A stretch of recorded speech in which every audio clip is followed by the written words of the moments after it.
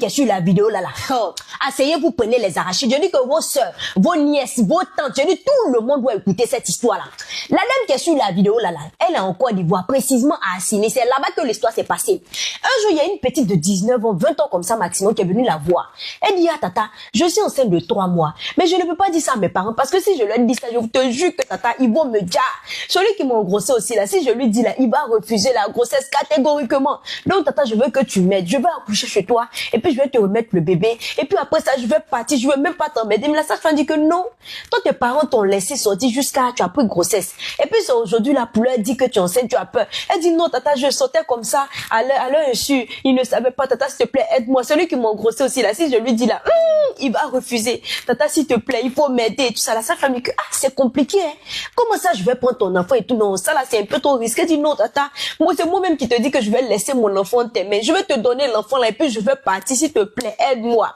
La sage-femme dit ok, tu sais ce qu'on va faire? Tu vas rester chez moi 3 mois jusqu'à 9 mois. Quand tu vas accoucher là, et puis tu vas laisser le bébé chez moi, tu vas faire la navette entre la maison de tes parents et chez moi ici, tu vas voir ton enfant de temps en temps. Et puis quand tu seras prête à dire à tes parents que tu as un enfant dehors, tu vas prendre l'enfant et puis tu vas aller présenter l'enfant à tes parents. Elle dit bien tata, c'est ce que je veux. Merci beaucoup tata, je vais m'apprêter et puis je vais venir rester chez toi ici parce que je suis déjà à 3 mois. Si mes parents ont su que je suis enceinte, ils vont finir avec moi tata, ils vont complètement finir avec moi. Donc je m'en vais comme ça à la maison. Je vais leur dire que j'ai eu un petit boulot à signer là et puis je vais venir rester chez toi ici. Elle dit, y a pas de souci ma petite, faut partir. C'est comme ça la petite prend la route, elle s'en va directement à Abidjan, ses parents sont à Abidjan.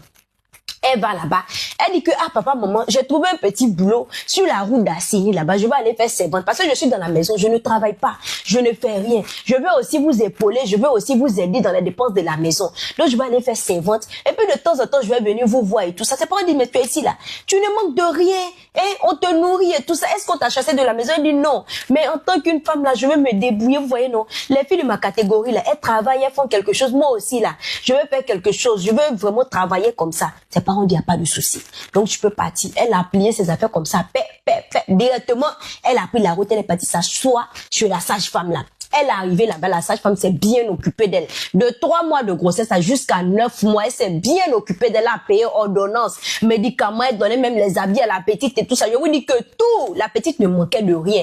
Pendant tout ce temps, quand son gars l'appelait, elle disait que non, je suis en train de travailler, non, je suis occupée et tout ça. Le gars ne savait rien. Jusqu'à elle a accouché, un petit garçon. Le jour où elle a accouché, là, même jour, elle dit qu'elle veut rentrer. La sage-femme dit que non, ça se fait pas.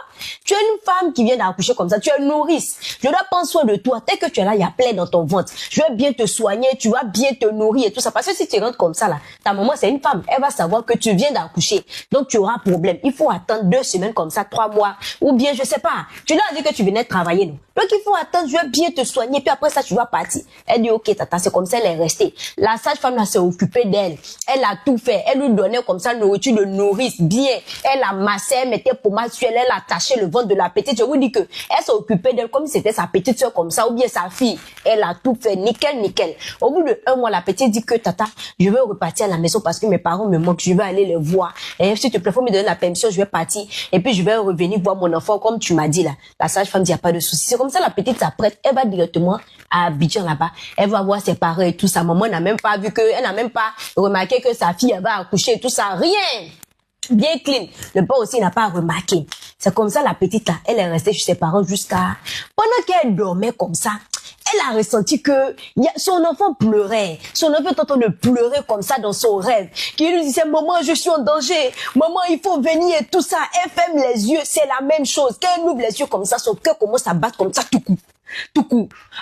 Elle a peur comme ça, se dit que, mais qu'est-ce qui ne va pas? Mon bébé est en danger ou bien c'est quoi? Ah, mais la sage-femme, elle est bien, elle s'occupe bien de moi. Elle va sûrement s'occuper bien aussi de l'enfant, mais qu'est-ce qui ne va pas? Non, demain, je vais prendre un car rapidement. Je vais partir à Assini là-bas pour aller voir mon enfant. C'est comme ça la petite là. Le lendemain matin, 6 heures, elle ne prévient même pas quelqu'un. Elle prend ses affaires, elle va là-bas chez la sage-femme. Elle arrive là-bas où la sage-femme est au travail. Donc elle appelle, elle dit à tata, je suis à la maison mais tu n'es pas là. La porte est fermée. Tu sais, dit oui, je suis au travail. Tu sais, non, il y a personne à la maison. Donc le bébé là, j'ai envoyé le bébé chez ma soeur. Ma soeur qui s'occupe du bébé. Elle tout dit, mais hey, tata, fallait me dire au moins avant de l'envoyer comme ça chez ta soeur là-bas. Elle dit, mais ma petite, tu sais que moi je travaille. Je suis sage-femme. Souvent même là, je suis de garde. Je reste 2 jours comme ça à l'hôpital et tout. Je peux pas laisser le bébé comme ça, hein. Les servantes aussi, là, tu sais qu'elles ne sont pas bien. Je peux pas donner comme ça ton bébé à une servante et puis elle va maltraiter comme ça l'enfant. Et te dit, tata, je te comprends, il n'y a pas de souci. Donc, tata, je suis comme ça devant la porte et je suis venue voir mon bébé. Ou bien si tu as le numéro même de ta soeur là, donne-moi. Je vais appeler ta soeur là, je vais aller voir directement mon bébé. Elle dit, non, ma petite, faut pas faire ça. Faut pas me stresser. Je te dis que c'est ma soeur qui a pris le bébé. Tu n'as pas confiance en moi. Elle dit, tata, j'ai confiance en toi. Mais je te dis que j'ai envie de voir mon bébé tel que je suis là. Je veux voir mon enfant. S'il te plaît, tata, permets-moi de voir mon enfant. Elle dit, ok, il faut attendre. La petite s'assise devant la porte là. Elle s'assise jusqu'à 22h. La tata ne venait pas. Elle a appelé encore la tata ne décrochait plus. Elle dit que la tata est occupée. C'est comme ça, c'est retourné. Abidjan n'a pas chez ses parents. Elle est arrivée, elle était bizarre comme ça. Elle fermait encore les yeux. C'était la même chose. Le bébé pleurait comme ça. C'est-à-dire que, mon enfant est en danger. Quelque chose est en train de se passer. Mon enfant est en danger.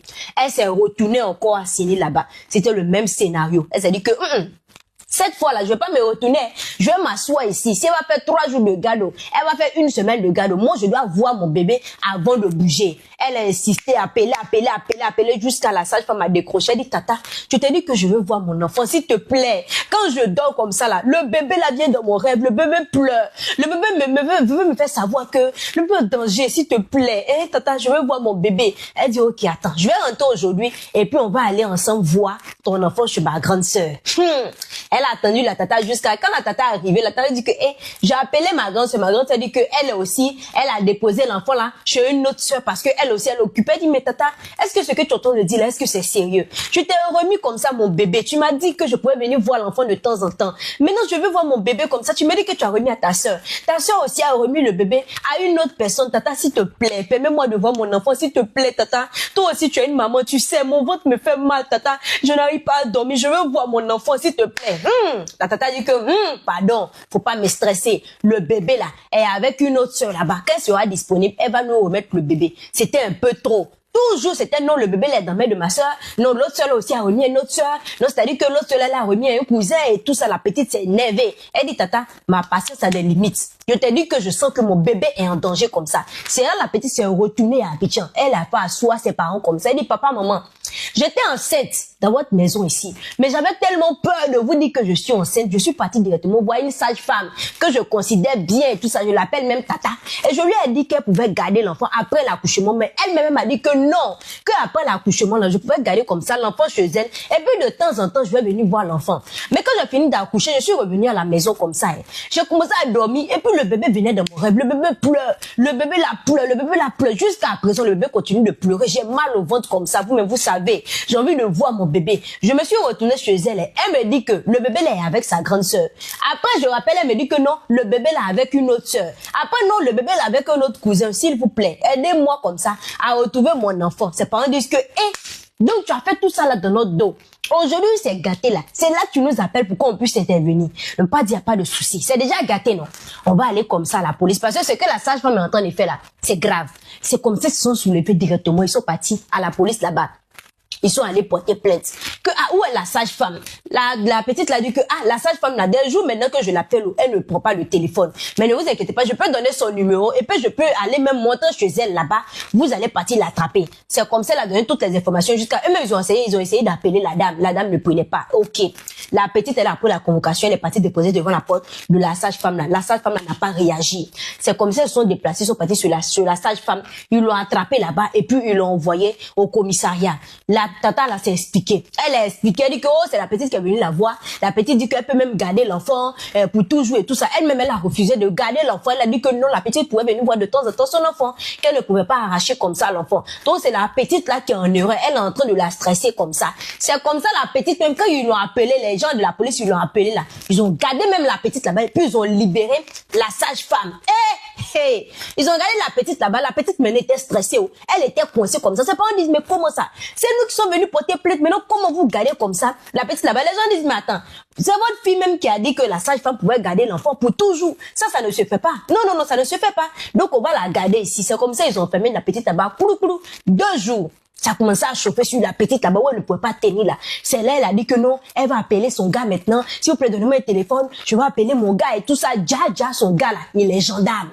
Hey, on dit que elle appelle son gars, c'est là lui explique tout que bébé, pardon, j'étais enceinte, mais je savais pas comment j'allais te dire, hein. J'avais tellement peur et tout ça. Voici comment l'affaire est devenue, oh chérie, s'il te plaît, aide-moi. Le gars était étonné, mais attends, est-ce que moi je t'ai dit que j'allais refuser la grossesse? Fallait juste me dire, hein, j'allais m'occuper du bébé et tout ça. Le gars était fâché comme ça, il a commencé à demander pardon. Chérie, pardon, ne te fâche pas. Chérie, s'il te plaît, ne te fâche pas, pardon, aide-moi. Je sens que notre bébé est en train de pleurer, notre bébé est en danger et tout. Le gars dit bien, il faut te calmer, je vais voir avec mes collègues. Il est parti parler avec ses collègues jusqu'à ils ont parlé.